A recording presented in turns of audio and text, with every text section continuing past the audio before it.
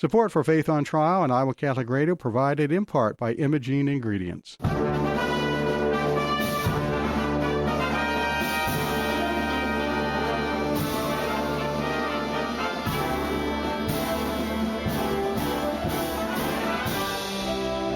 Our freedom of conscience and religion is being challenged by laws and regulations imposed by secular society. It's time to hear from the top Christian litigators in the nation who have come forward to tell us the truth and help us defend our faith. Hear ye, hear ye. All rise.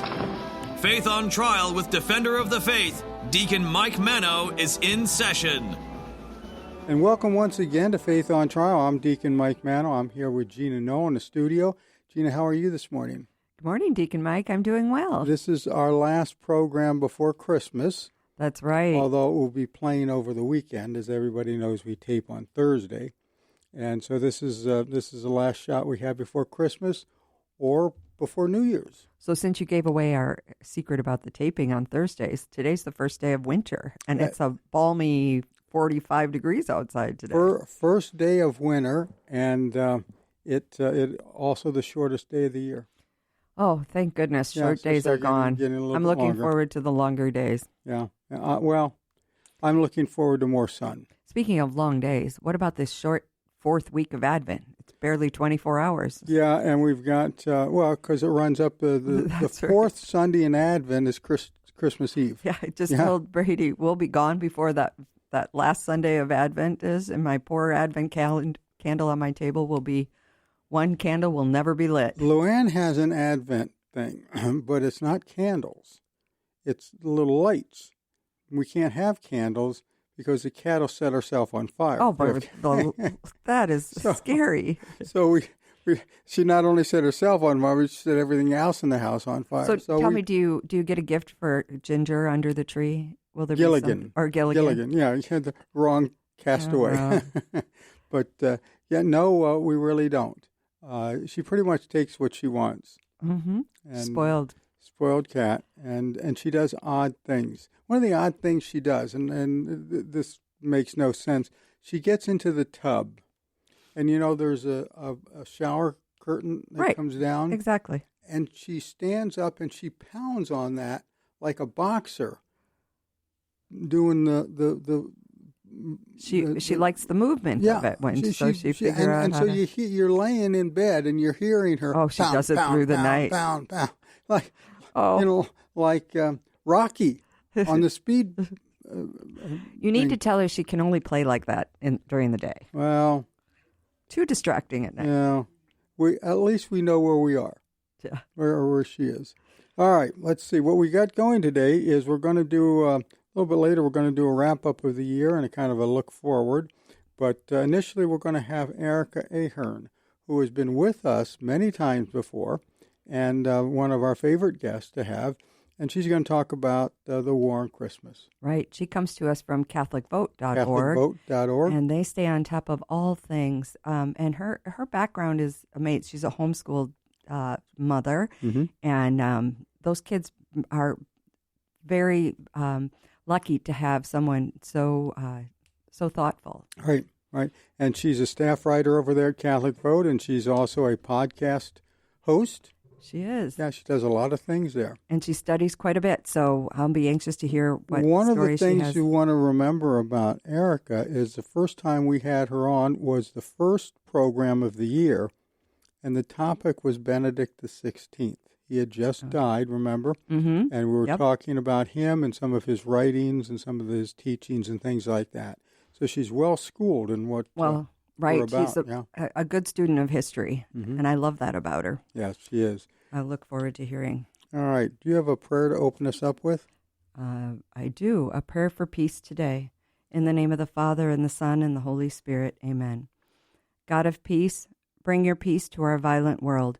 Peace in the hearts of all men and women, and peace among the nations of this earth. Turn to your way of love those whose hearts and minds are consumed with hatred. Strengthen us all in hope, and give us the wisdom and the courage to work tirelessly for a world where true peace and love reign among the nations and in the hearts of all. Amen. Amen. Thank you very much, Gina. We will be right back after these messages with Ericka Earhart or Ahern. That's right. Ericka Ahern. Ahern, who's a staff writer and a podcaster at CatholicVote.org.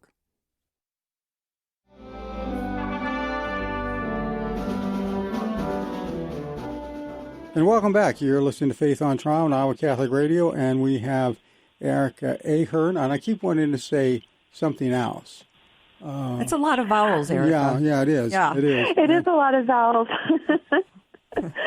That's what when happens. I got married and I switched over to my married name, obviously, is Ahern. I thought the same thing. I was like, this is going to be a big mouthful. Yeah, it can be a tongue twister, especially and it reminds me of somebody that I knew by another name or a similar name, and so I keep tripping over it. But anyway, we are happy, whatever name you're using today, to have you back to talk to us about the war on Christmas. Although, as I was noting just before we got on the air, on our first program this year, you were our guest. And now this is the last program of the year, and it's fitting that we close out with the same person we kind of opened with. Nice. But I noticed as I was flipping through, trying to put together some ideas for our recap, I noticed that your name came up about 6 times. That means you've been on the program more than anybody else this year. That's like every other month. And if we keep this up, you realize the union is going to require us to pay you something when you come on. And that makes me happy because, Ericka, you're not an attorney, are you?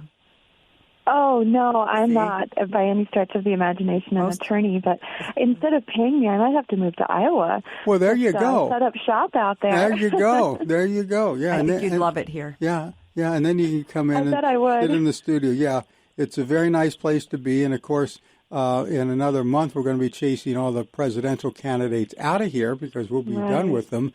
And so nobody pay us any attention anymore. But anyway, we're looking forward to having our crops commercials on TV.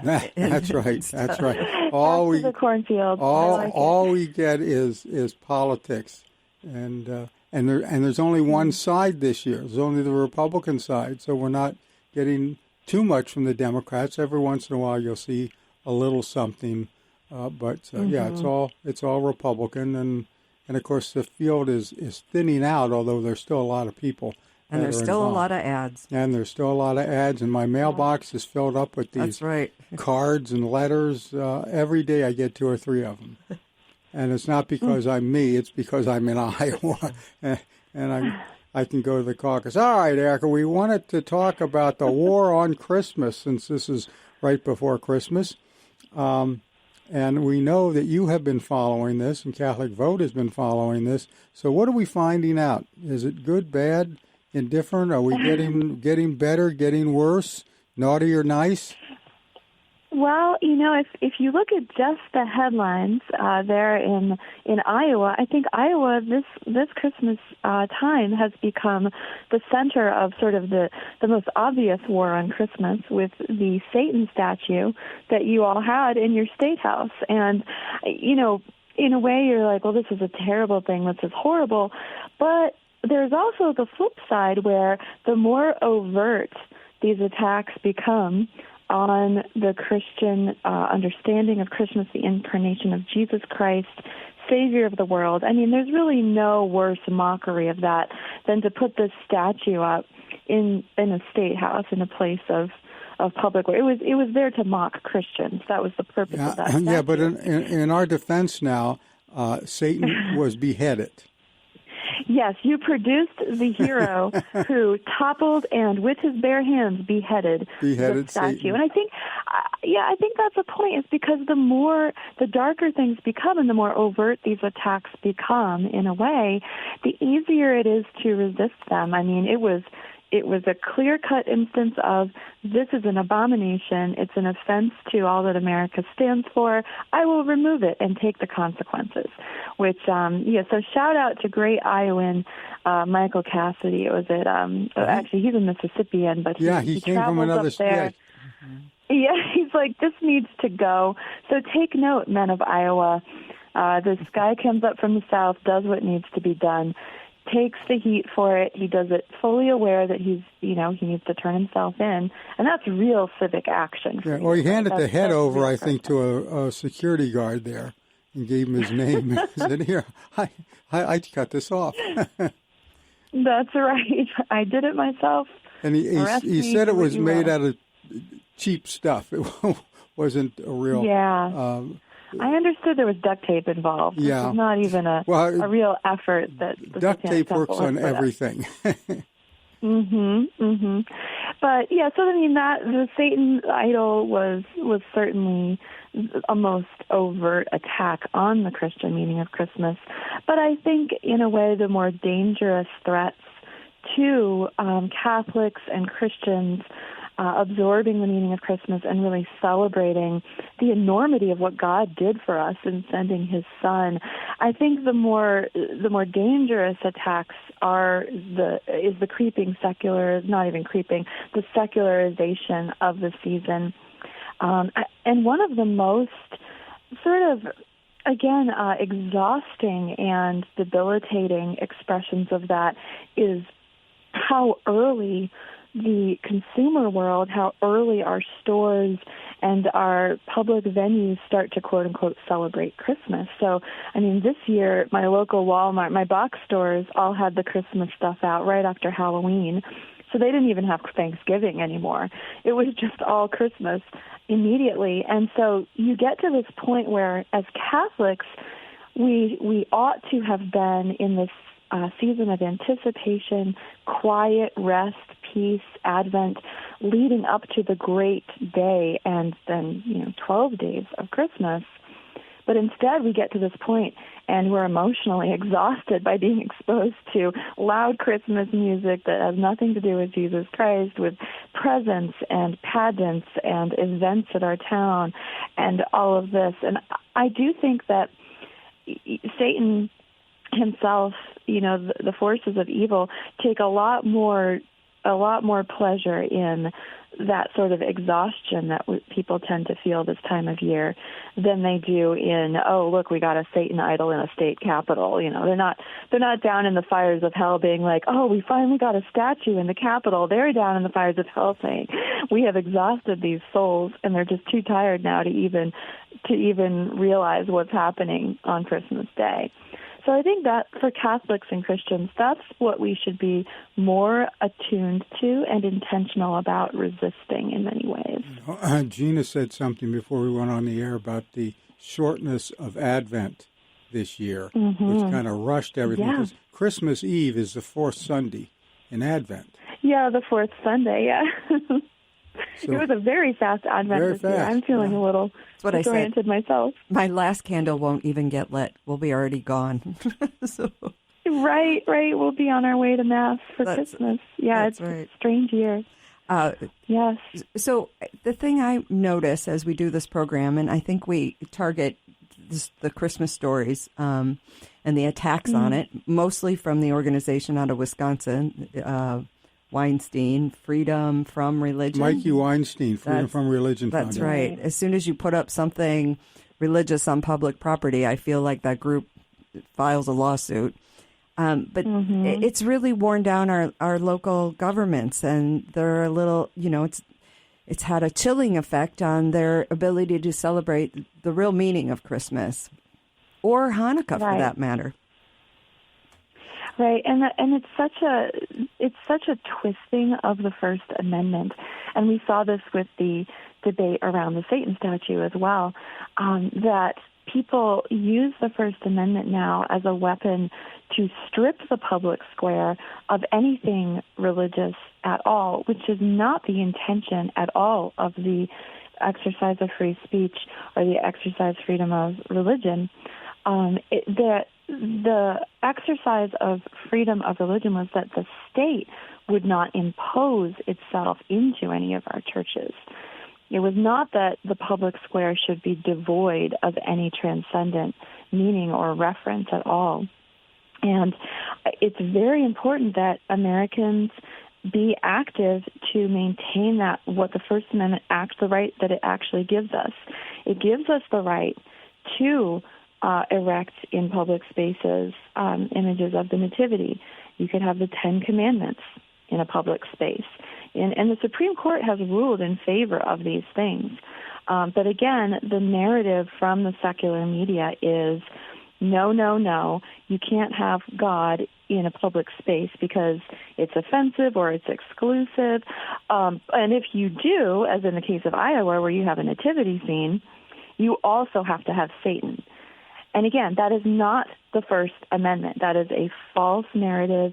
It is a false totalitarianism, I would even say Marxist view of the U.S. Constitution, that it somehow is there to tear down Christianity. No, the First Amendment is there to protect true religion. And we have a right to have these images in public spaces, as we have always had. Well, the Christmas is a federal holiday, and why we can't put up a nativity scene or just a Christmas tree or whatever. But you see where, I think we talked about this the other day in the show, there's a school district someplace that you can't have red and green napkins for your treats, and other places that are saying you can't decorate in red and green because that's too religious.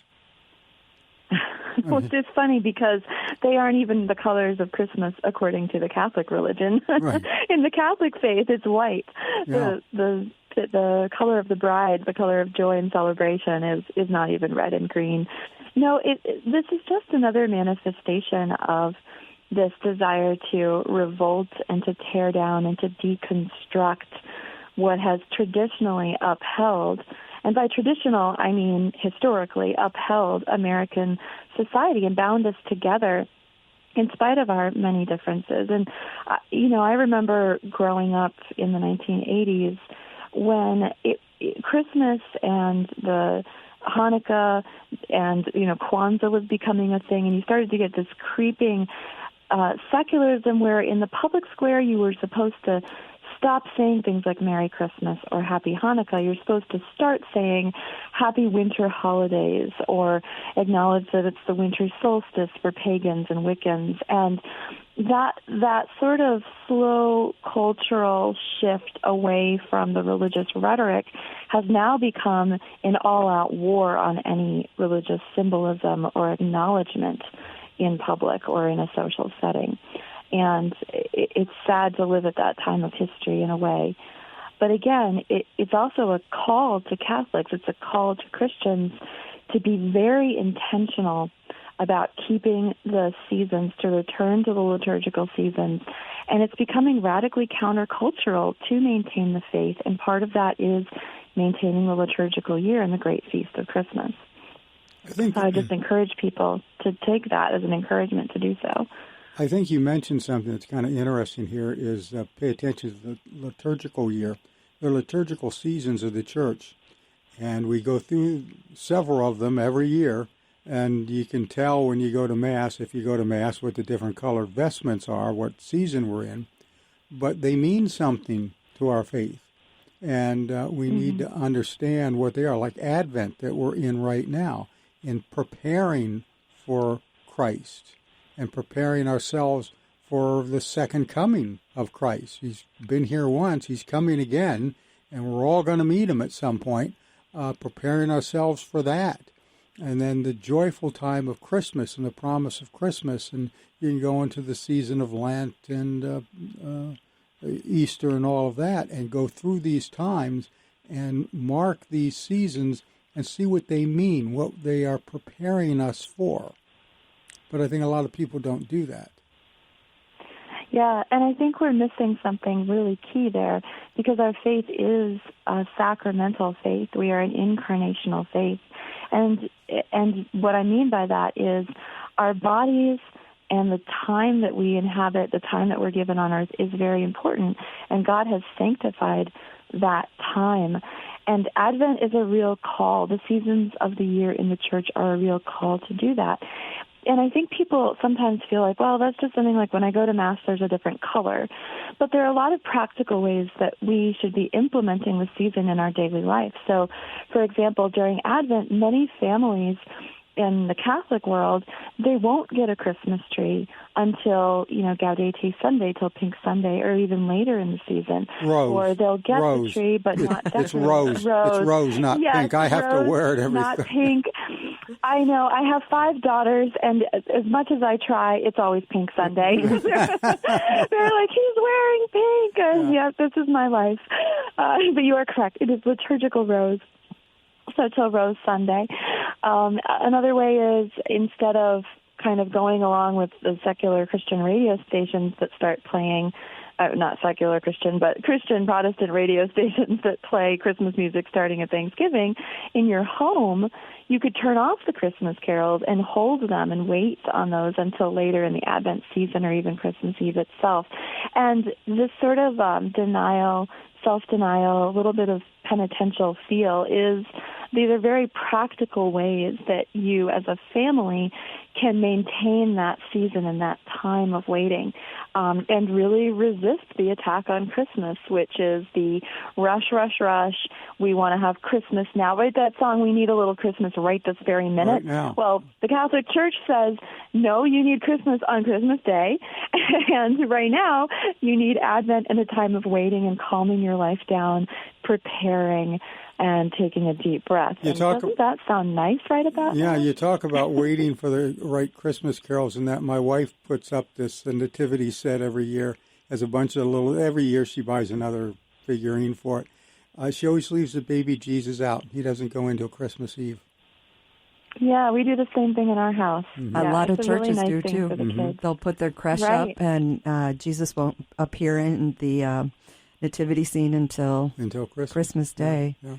And another thing that's very hard for people outside of the Christian world to understand is that Christmas Day is just the beginning of a beautiful season. You know, that we celebrate Christ's birth all the way to, Epiphany? Is that right? Or the Feast of the Holy Family? I can't remember which of the two. Yeah, the traditional calendar would put it all the way to the presentation of our Lord, would be Christmas celebrations and enjoyment. So if you leave your tree up, that's part of the celebration, to continue to understand the gift that we've been given. My relatives in Philadelphia, they would put up their Christmas tree on Christmas Eve, and then they would leave it up for the 12 days, then take it down. Yeah. Yes, I mean that's a good way to do it. Mm-hmm. Yeah, that's so. Then you kind of simmer in the holiday, and it's not the rush is over, and the celebration has really begun. Keep it up till you get to the 12 Lords of Leaping, right? Yes. 12 Lords of Leaping. Isn't that the last one? 12 Lords of Leaping, something like that. All right. What is the outlook for Catholic vote for the next year? We've got an election year coming up, and I see Trump is out today on your loop. Was defending Catholics against the FBI intrusion and all that other stuff, which we've covered here. We've had the FBI whistleblower on who broke that story, and it's getting kind of dicey. So every time I see a helicopter, I wonder if that's a FBI coming after us. But anyway. Yeah, I mean, it's a big year, 2024, not just because it's a presidential election year, but I really do believe this could be one of the most important elections that any of us see in our lifetimes. Just the level of division in the country, concerns about electioneering and manipulations behind the scenes, all of these things. It's definitely been an interesting primary so far. Definitely not the story that we thought it would be of a Trump v. DeSantis kind of showdown.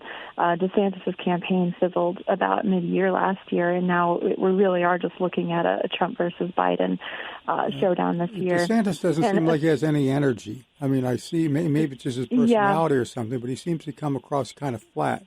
Gina's shaking her head. Yeah, she doesn't see it. Well, I've been to his events, and he is very high energy, and he's an idea guy, and he's a successful governor. Yeah, exactly. Yeah. And being involved in politics for so many years, I've always said there are leaders that are great leaders and policy wonks, and then there's great campaigners and politicians, and never the full package. And it's unfortunate because then we end up with what we we're attracted to. Mm-hmm. That's right. Mm-hmm. Right. And he's a devout Catholic as well. Yes, he went to two masses on Sunday. Catholic. Yeah, he was over at our parish. That's right, Sunday morning. No way. Yes, yeah. That's right. It was the safest Sunday ever. There was so much Secret Service and state troopers at that mass. No vandalism that Sunday. Right. And he saw our rose. Our rose vestment. So, that's beautiful. Yeah, he's an interesting candidate. We'll talk internally at Catholic Vote, if only the campaign had announced earlier, et cetera. But we can't go back at this point. Definitely looking forward. Catholic Vote is going to be boots on the ground in some key battleground states, including Michigan, Pennsylvania, and we'll be watching the race very carefully. And most of all, one of our key focuses this year will be equipping Catholics in their parishes to mobilize the Catholic vote. Catholics make up 25% of the electorate in our country, and if you could imagine all 70 million Catholics mobilized to vote for life and for family and for freedom in the Constitution, that would swing the election. That would be it. I think you're right. And so we're going to be boots on the ground. One of our goals this year, the Loop is set to hit 1 million subscribers. We broke 600,000 this year, and we are on pace for 1 million. So we're in the middle of a big campaign to raise money and awareness about the Loop, because I really do think, those who control the media control election outcomes. And the Loop is poised to make a real difference, but we have to reach a certain critical mass of Catholic voters, and a big part of that is reaching that 1 million mark by Election Day in November. So that's one of our major campaigns. I would point out that, I share the Loop with my friends, and oftentimes I hear, well, I'm not Catholic, but that isn't, we're part of a Catholic as a community, all Christians. So, and I think that the CatholicVote.org and the Loop really is relevant to all Christians. Very much so. We're an organization run by Catholics for Americans, and I think any American of goodwill can share with Catholics our concerns about attacks on the Constitution, attacks on people of goodwill, on free speech is another big concern that's out there right now, and that we're really fighting for by starting our own media efforts like the Loop and Loopcast. And all of these efforts are something that any American of goodwill can and should sign on to. So that's a really good point. Well, and it's difficult to find news outlets that share the truth. And do you find interest increasing among Catholics and amongst people of faith in the election and in those issues that you talk about, free speech and religious liberty and that? Yeah, very much so. And I would say, this time of year we're doing a lot of, you look back at the last year, what were the trends, what was the great interest? And among our readership, the issues that were the greatest interest, of course, were the weaponization of the federal government against Americans of faith or Americans who stand for free speech. And you mentioned, of course, the FBI Richmond memo that was it was our whistleblower friend, Kyle Seraphim. Right. That was just a year ago, this January, that he came across that document. And the saga this past year has been of great interest to Americans.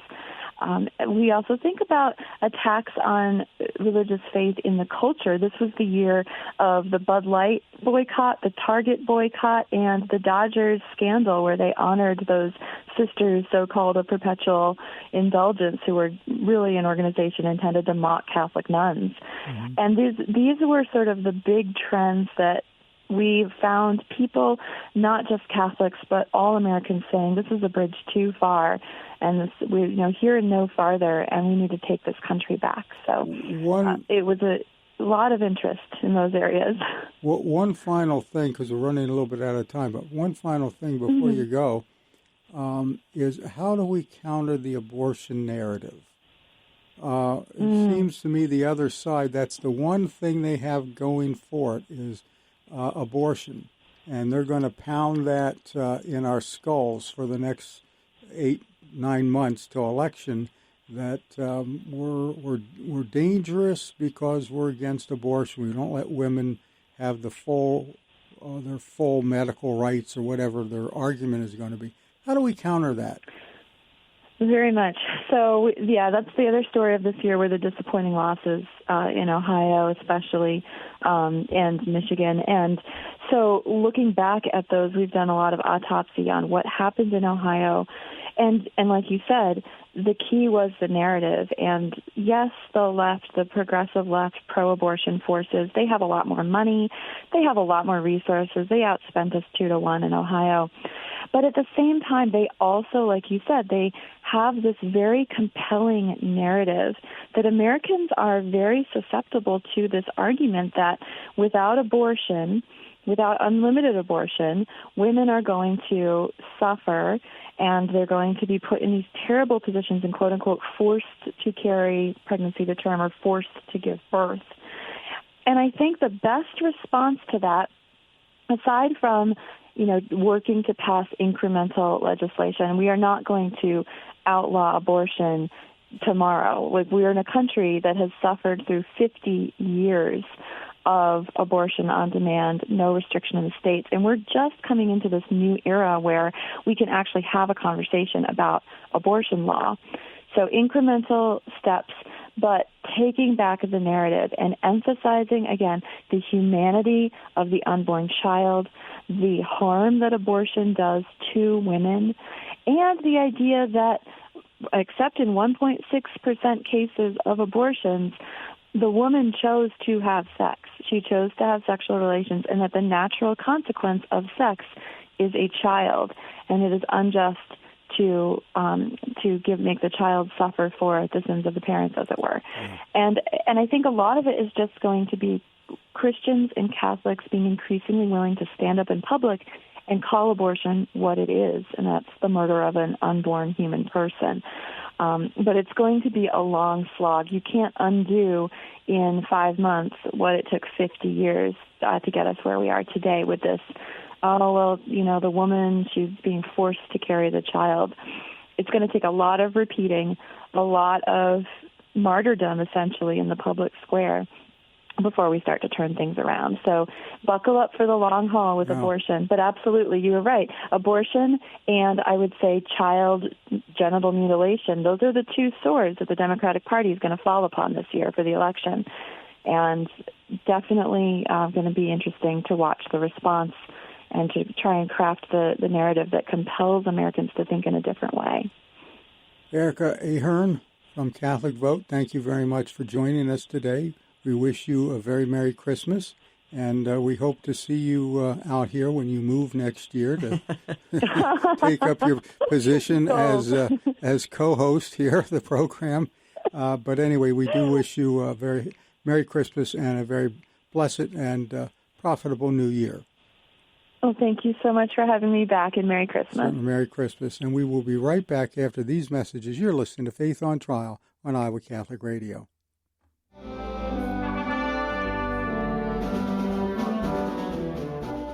And we're back. You're still listening to Faith on Trial on Iowa Catholic Radio. I want to talk, Gina and I want to talk a little bit about what has gone on this past year. This is our last program for the year. Yeah, this is our last program for the year. We invite you to join us next January. We will be back. That's right. But we covered some interesting topics during the year. One of them was brought up by Ericka when we were talking about the FBI investigation of the Catholic Church. We had on the Kyle Seraphin, who was the whistleblower, who's been on a couple of times now with us. And I see now where, and this came from the loop that we were talking about with Ericka, the loop from a Catholic Vote, that President Trump, or former President Trump, is defending Catholics against the intrusion by the federal government. That's right. And I think the most interesting thing about, and the reason we've had Kyle on a couple of times, is because I think it was last February when the story broke, and he came forward and said that the Richmond office had developed a plan to track traditional, quote unquote, traditional Catholics, those that attend the Latin Mass, and they were taking license plate numbers. Our FBI director denied it in a hearing, said, it was just a one-off and he'd squash it. We had to have Kyle back on midsummer because they discovered that it was happening in California also. And congressional testimony brought that's that right. out. The FBI director did not quash that. It's continuing.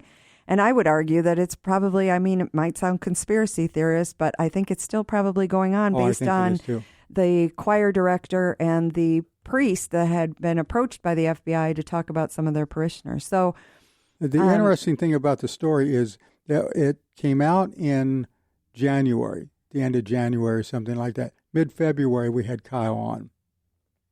We were one of the first ones to get on top of that. Right. So about a year ago. Yeah. Right. Yeah. But we'll have to continue to watch that story because now it's becoming even more prevalent when you have the presidential candidates literally talking about that action by our FBI. Our FBI. The other thing that we talked about, or one of the other things that we talked about a lot during the year, was the difference between equity and equality and how this played out with the DEI, diversity, equity, and inclusion.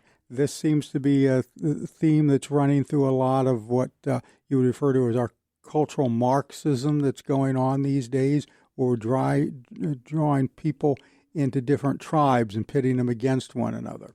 Right, and we covered quite a few legal cases, and I imagine going into the next year, we're going to see a lot more of that. But people of faith and religious institutions have been negatively affected by this ideology that's being forced into our secular and community. Especially when we get into this whole thing of transgenderism. Well, it bleeds definitely into that issue. How that's playing out in the schools and in academia these days. We've covered a lot of that.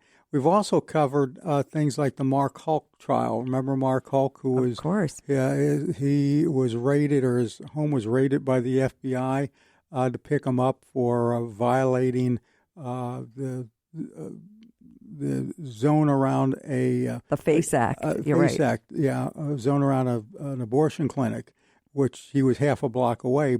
And he had offered to his attorneys had offered to bring him in, to turn him in, and to surrender, and they didn't take that. Instead, they raided his house. And it turns out that this is the usual thing that the FBI has been doing for these FACE Act violations.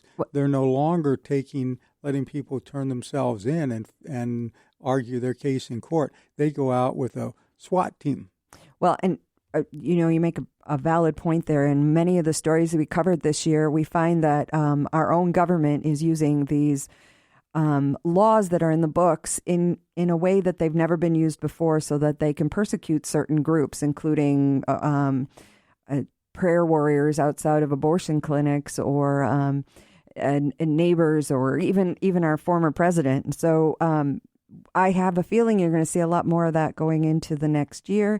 Mark Hoke, the jury said it all, though. To me, that was the hour. Yeah, an hour. It took 1 hour for the jury to come back and say, "Yeah, Mark, you're right, and the Federal Bureau of Investigation is wrong." And you know what's interesting about this is protesting and blocking an entrance to a pro-life family clinic is also a FACE violation, yet they're never charged. Well, and interesting you should bring that up, because we just had Ericka from Catholic Vote, and if you go to their website, they're tracking the attacks on these pro-life centers, and they also have a tracker for the attacks on Catholic churches.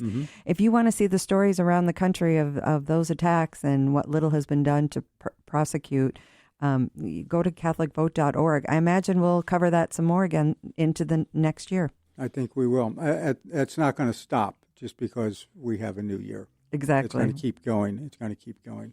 And it's an ideological thing, too. These attacks on the pro-life centers are not only coming with street vandals, but they're coming in the halls of Congress, in the halls of the legislature, where people are trying to shut those clinics down legally. Or mandate speech from them. Right. And we saw... there was a letter from 23 attorney generals to the Department of Justice saying you got to control these people. You got to close these places down or force them to say other things than they're saying now. And I don't. The attacks on our free speech are innumerable, and especially important for people of faith to be aware of your rights. And speaking of rights, and we were talking about Donald Trump saying something in defense of Catholics, all these criminal investigations and the litigation against Trump has caused some real erosion in some of the rights that we have. For example, in Trump's case, they're going after lawyers, the lawyers that represented Trump for things. They're trying to get them disbarred, get them thrown into jail. I don't understand why we're not. That isn't more. The outrage isn't more prevalent. I mean, where's the Bar Association? Well, and if that what is it? It's not secrecy, but technically your lawyers should not have to divulge any conversations you have with them, right? Isn't that the law? That's what they've been forcing Trump's lawyers to do. Which leads to my observation that what's next? Our priests in the confessional? And they tried to do that. Remember, yes, two states we've had a couple of cases of those. Legislation introduced to end the priest-penitent relationship. Right. That's not going to go away because it's happened in other states, and we're going to maybe that won't be right back, but it's coming back. So we've got to protect ourselves from these things. Well, that's kind of a little rundown of what we have been through this past year, and we're looking. We're not looking forward to more, but we expect to see more. We're looking forward to bringing you more of these stories. Right. We're going to talk about it, but we're going to take a short break now, and when we come back, we're going to talk about some of the other things that are coming up in the future with our radio station, and so we will be right back after these messages. You're listening to Faith on Trial on Iowa Catholic Radio. And we're back. You're still listening to Faith on Trial on Iowa Catholic Radio, and we have in the studio with us Deacon Mark Campbell, who is a director of something here in the station. I don't know exactly what it is, but he keeps the wheels on the bus. He appears to be an important person, and so we asked him to come in and talk a little bit about some of the plans the radio station itself has for this next year. Yeah, thank you. I think this is the first time I've been on your show, so this is welcome. Yeah, no, this is great. An exciting year for Iowa Catholic Radio. I'm privileged to be able to talk about it. It's really been a team effort to get us to this point where, even going back to I've just been at the radio station for 2 years, but going back to, those who kind of laid the foundation, the groundwork of really, working hard to just ensure we stayed on the air. That it's within these last few years that we've been able to position ourselves to where we can really expand and grow and try to fulfill our name of being Iowa Catholic Radio and trying to reach all the parts of the state that don't currently have access to Catholic radio. And so, what we were able to accomplish this year was we were able to purchase 2 FM towers. One is in the Des Moines metro area. We're not currently, as you notice, we're not broadcasting on it yet. We have to kind of wait for some things to play out with that, but that will be a game changer for us because as you guys have probably heard, is one of the struggles that has been, establishing ourselves in this market is that depending on where you are, 1150 can be a little bit spotty. It also has to power down overnight, so we lose a lot of coverage over in the overnight hours.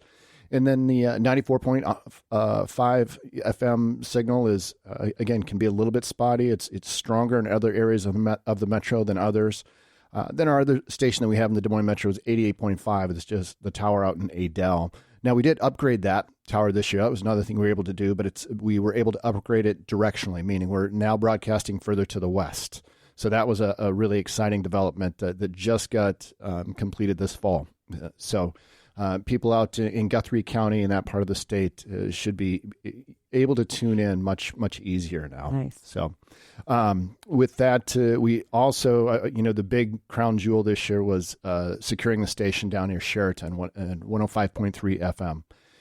That gives us a big, area of coverage in the south central part of the state, far reaching into the Davenport diocese down there. So, towns like Ottumwa, Knoxville, Pella, and areas like that now have access to Catholic radio through Iowa Catholic Radio. So, I think additionally we did add some affiliates, and you've been great about announcing that and welcoming those listeners that in Marshalltown and Fairfield and Oskaloosa.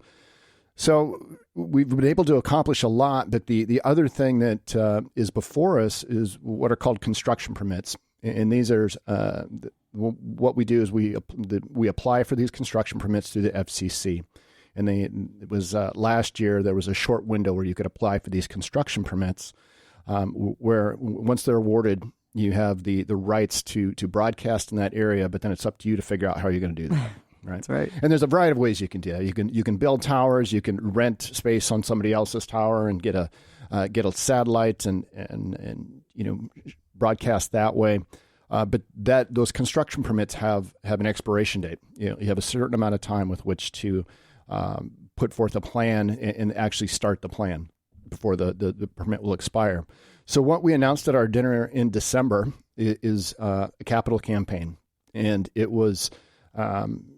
It was after some careful prayer and consideration, and we used the Steyer Group, which many of your listeners would be familiar with. They advise the Diocese of Des Moines on their most recent capital campaign. Sure. They're professional fundraisers. Yeah, and so they did an analysis for us, talking to, already supporters that we have, as well as identifying potential new supporters. And really did the legwork of finding out, do people want more Catholic radio, more of Iowa Catholic radio in Iowa? And not only do they want more, but would they be willing to support it? Because as you guys know, we're never not fundraising around here. Exactly. Because with more towers, with more things to take care of, requires more staff, and all of that takes time, talent, and treasure. Well, and because we're a nonprofit, we can't sell advertising. Right.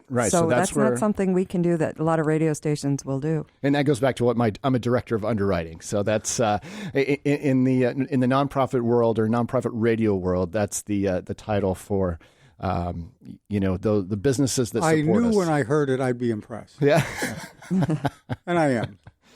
But yeah, so it's we embarked on this, made this public announcement at dinner in December, recognizing it's the end of the year. Some people have been approached already, but we're really going to be, I would say, a little bit more vocal about our efforts in the new year, because again, we'll need to secure the finances so we can get some of these construction permits, capitalize on these opportunities. So again, to reach areas of the state that people do not have, there's not a Catholic radio station currently. Well, we have 8 stations right now. Correct. And they are, if you could lay this out on a map, and people could see it, if we use TV and you could put it up, it covers a good deal of the state right now. Yes. From where we were when I first started, and Gina and I started this program, we were just 1150, a spotty AM signal, and that was about 12 years ago, and we've come a long way since then. We have, and people have been very,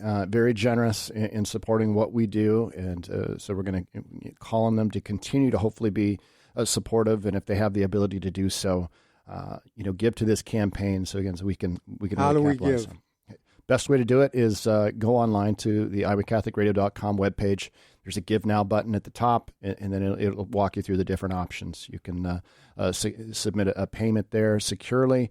You also can call the station anytime, 515-223-1150, and you can make a pledge that way. If you have any questions at all, you can reach out to any one of us here at the station. You can just go through contact at iowacatholicradio.com. My inbox is always open, Deacon Mark at iowacatholicradio.com, or get a hold of Deacon Mike too. He can, if he doesn't have the answers, he can steer you in the right direction. I never have the answers. I'm only a lawyer. Remember, I'm not even the bright one on this program. Mark, thank you for joining us. We appreciate that. Merry Christmas to you. Yes, and you guys too. Thanks so much for what you do to make Iowa Catholic Radio, a unique option for people to listen to in the area. I mean, there's a lot of Catholic radio out there that people can access, but it's programs like yours that truly make this Iowa Catholic Radio, gives people that local connection and appreciation for the topics that you guys are willing to tackle. Well, thank you. And we have a lot of great local programming on this station too. Amen. All right, we're pretty much out of time, so let's end with our Defender's Prayer. St. Michael the Archangel, defend us in battle, be our protection against the wickedness and snares of the devil.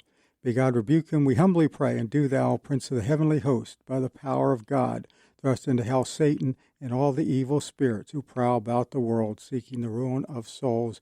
Amen. Thank you, everybody, for listening to us this year. We look forward to having you back in January To each and every one of you, have a very, very Merry Christmas and a very happy and prosperous New Year. God bless you all. Our freedom of conscience and religion is being challenged by laws and regulations imposed by secular society. Faith on Trial with Defender of the Faith, Deacon Mike Mano. Faith on Trial on Iowa Catholic Radio, iowacatholicradio.com, and the Iowa Catholic Radio app. Support for Faith on Trial and Iowa Catholic Radio provided in part by Imogene Ingredients.